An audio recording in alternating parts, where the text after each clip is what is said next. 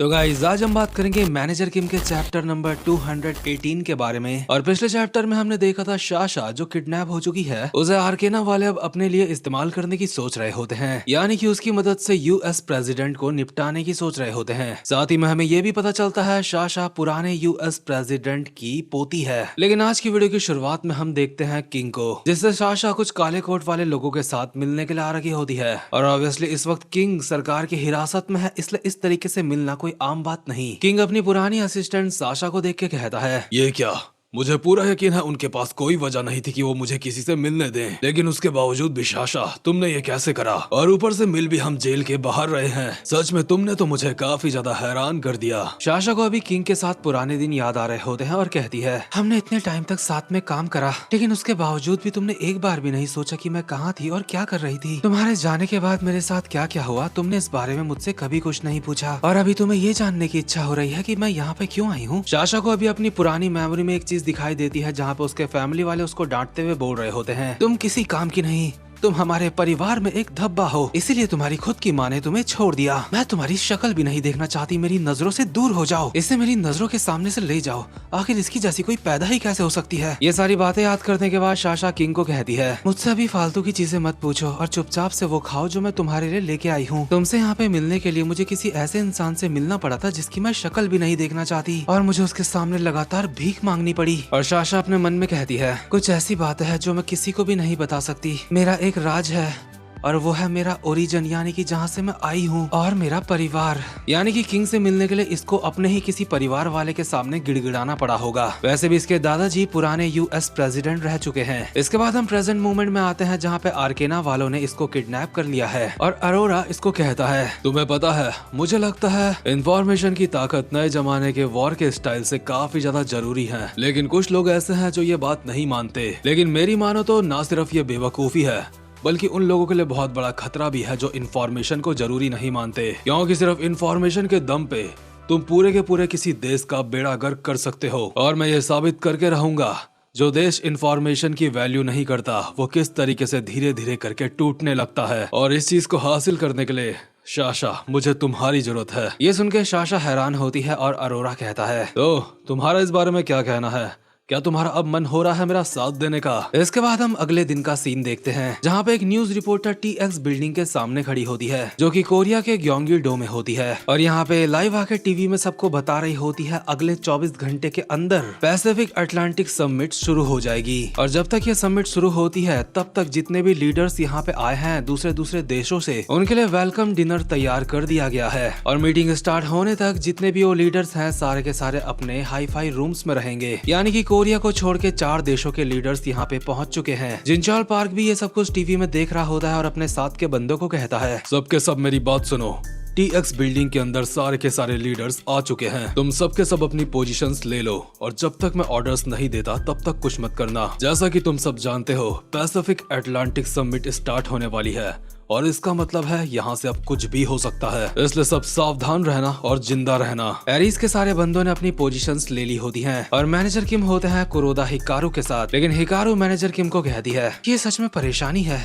क्या तुम लोगों के साथ मेरा आना जरूरी है? हाँ, तुम्हारा आना जरूरी है, इसलिए ही मैं तुम्हें अपने साथ लेके जा रहा हूँ। सच बताना, मुझे अपने साथ ले जाने के अलावा तुम्हारे पास और कोई रास्ता था भी नहीं। कभी कभी जब हमारे पास कोई रास्ता नहीं होता तो भी हमें रास्ता निकालना पड़ता है। वैसे एक बात बताओ, क्या तुम सच में एक लौंडा हो या फिर लड़की हो? मैंने पहले भी सुना है कुछ एजेंट्स अपनी पहचान को पूरी तरीके से छुपा देते हैं, यहाँ तक कि अपने जेंडर तक को। तो फिर कहीं ऐसा तो नहीं कि तुम सच में एक... तुमने आज तक मेरे जैसे कोई लोग नहीं देखे है ना? हिकारू इससे आगे कुछ और बोल पाती, इतने में ही पूरी जगह की लाइट भाग जाती है, मतलब कि किसी ने पूरे इलाके की ही लाइट उड़ा दी है। ये देख के मैनेजर किम कहते हैं, ब्लैकआउट हो गया, लगता है ये शुरू हो चुका है। और जैसे ही लाइट भागी होती है तो टीएक्स बिल्डिंग के अंदर जो लीडर्स होते हैं उनके साथ के प्रोफेशनल्स गार्ड बौखला चुके होते हैं कि आखिर ये क्या हो रहा है। ये लोग तो कोरिया को गालियां भी दे रहे होते हैं कि इसलिए हमें ऐसी बेकार कंट्री में नहीं आना चाहिए, और ऑब्वियसली उनका दिमाग खराब तो होगा ही। दूसरी तरफ जो बिल्डिंग के टेक्नीशियंस की टीम होती है वो आपस में बात कर रही होती है, यानी कि 2 बंदे। अबे यार,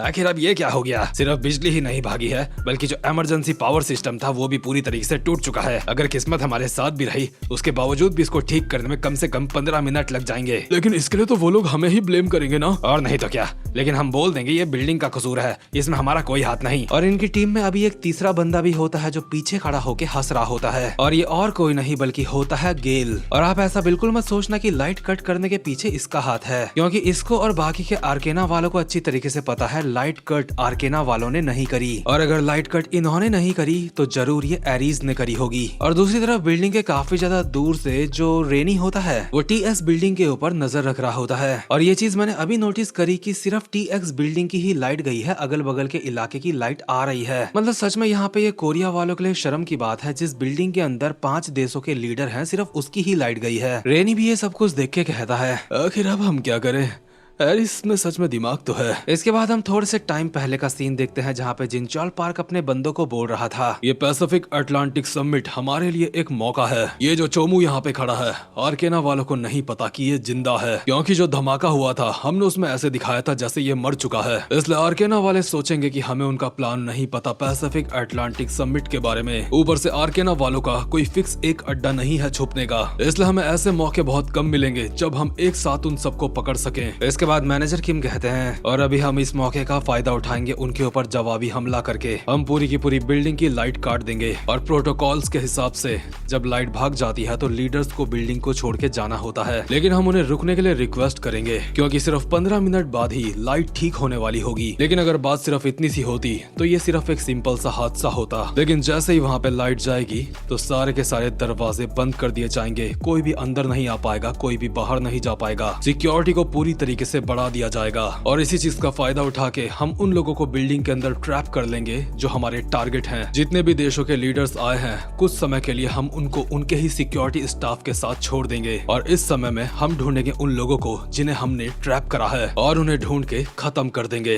इस 15 मिनट के अंधेरे में हमें अपना काम पूरा करना है बिना किसी की नजर में आए। और हम देखते हैं लाइट भागने के बाद होता भी यही है। गेल के सामने शोंगो और मैनेजर नैम आ चुके होते हैं उसको धप्पा करने के लिए। सनी के सामने टेयांग और वैलेंटीना आ चुके होते हैं। बोर्ड के सामने चैंगसू और डेसिक आ चुके होते हैं। आर्केना वालों को समझ आ चुका होता है वो एरिस के जाल में फंस चुके हैं, और रेनी जो ये सब कुछ दूर से देख रहा होता है कहता है तुम लोग सच में बहुत ज्यादा दिमाग खराब करने वाले हो एरिस। और ये कहते ही इसके पीछे भी मैनेजर किम और हिकारू पहुंच जाते हैं। मैनेजर किम वैसे इसका कुत्ता भी बना सकते थे, लेकिन प्यार से कहते हैं बिना लड़े खुद को हमारे हवाले कर दे, इससे मैं तेरी सजा कम करने की कोशिश करूंगा, और मुझे सीधे सीधे बता शाशा कहाँ है। लेकिन रेनी ने अपने दोनों ड्रोन मोड़ लिए होते हैं मैनेजर किम की तरफ और कहता है मुझे नहीं पता तुम क्या बात कर रहे हो, लेकिन मैं यहाँ पे थोड़ा बिजी हूँ, इसलिए गुड बाय। दोनों ड्रोन मैनेजर किम की तरफ आ रहे होते हैं ब्लास्ट होने के लिए, लेकिन बीच रास्ते में ही खराब होके जमीन में गिर जाते हैं। रेनी को समझ नहीं आता कि अचानक से उसके ड्रोन्स को क्या हो गया, लेकिन जल्दी ही उसके दिमाग की बत्ती जल जाती है और उसे पता चलता है मैनेजर किम लोगों ने EMP तैयार करके रखा था, और ये EMP एक ऐसी मशीन होती है जो ड्रोन्स वगैरह को खराब कर देती है, जो इस वक्त चला रहा है अल्बर्ट किम। रेनी को तो यकीन नहीं हो रहा होता कि एरिस के पास इतना पैसा है कि उन्होंने एक EMP ले रखी है। अल्बर्ट के साथ जो सेंटियागो होता है कहता है अगर किसी को पता चला कि यहाँ पे हमने EMP का इस्तेमाल करा है तो हम बहुत बड़ी मुसीबत में पड़ जाएंगे। अगर ऐसा हुआ तो हम बोल देंगे ये नॉर्थ कोरिया का काम है, सिंपल है। वैसे भी मैंने इस बात का ध्यान रखा है EMP के सिग्नल TS बिल्डिंग तक ना जाएं, और किस्मत से जो बंदा ड्रोन उड़ा रहा था